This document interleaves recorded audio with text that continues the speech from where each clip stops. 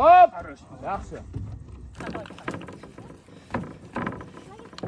Erkak eshitib qo'yish kerak. Xullas kalom mana bu joyda aytmoqchi bo'lgan gapim. Erkak onaning haqqini ado qilaman deb ayoliga zulm qilishi, ayolini himoya qilaman deb onasini ranjitishi durust emas.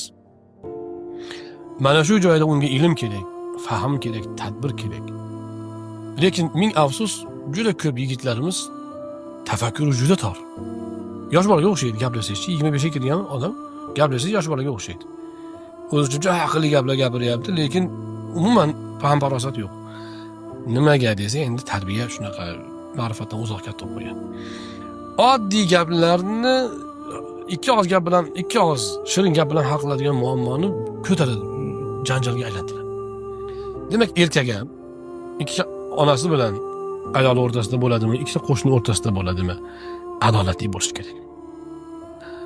Alloh subhanahu va taolo kishiga adolatni buyurgan. Adolat bu bir xillik degan